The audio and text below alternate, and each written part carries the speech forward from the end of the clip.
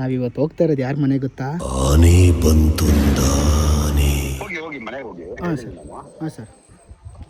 ಹೌದು, ನೀವು ಕೇಳಿಸ್ಕೊಂಡಿದ್ದೆಲ್ಲ ಕರೆಕ್ಟು. ಇವತ್ತು ನಾವು ವಿಸಿಟ್ ಮಾಡಿದ್ದು ಬಿಗ್ ಬಾಸ್ ವಿನಯ್ ಸರ್ ಮನೆಗೆ.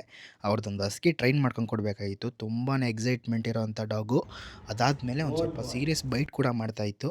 ಸ್ವಲ್ಪ ನಾವು ಇದನ್ನು ಸ್ಟಾರ್ಟ್ ಮಾಡ್ಕೊಂಡಿದ್ದು ಪೇಷನ್ಸ್ ಕಲಿಸೋದಕ್ಕೆ. ಅದಾದಮೇಲೆ ಸ್ಟಾರ್ಟಿಂಗ್ ಅಲ್ವಾ, ಫಸ್ಟ್ ಸೆಷನಲ್ಲಿ ನಾವು ಸಿಟ್ಟು, ಸ್ಟೇ ಇವನ್ನೆಲ್ಲ ಪ್ರಾಕ್ಟೀಸ್ ಮಾಡಿಸ್ಕೊಂಡು ಕೊಟ್ವಿ. ಬೇಗನೆ ಕಲಿತು. ಒಂದು 2 ಅವರ್ಸ್ ಆಯ್ತು ಅಷ್ಟೇ ಸೆಷನ್ನು. ನೆಕ್ಸ್ಟು ದೀಕ್ಷಿತ್ ಕೂಡ ಸ್ವಲ್ಪ ಟ್ರೈನಿಂಗ್ ಮಾಡ್ಕೊಳಕ್ಕೆ ಸ್ಟಾರ್ಟ್ ಮಾಡ್ದ. ಏನಕ್ಕೆ ಅಂತಂದರೆ ಒಬ್ಬರ ಹತ್ರ ಮಾಡಿ ಇನ್ನೊಬ್ರ ಹತ್ರ ಮಾಡಿಲ್ಲ ಅಂದರೆ ತುಂಬಾ ಕಷ್ಟ ಆಗ್ಬಿಡುತ್ತೆ. ಮೇಯ್ನಾಗಿ ಫಸ್ಟು ನಾನು ವಿನಯ್ ಸರ್ಗೆ ಥ್ಯಾಂಕ್ಸ್ ಹೇಳಬೇಕು. ಏನಕ್ಕೆ ಅಂದರೆ ನಮ್ಮನ್ನ ಟ್ರಸ್ಟ್ ಮಾಡಿದ್ದಕ್ಕೆ.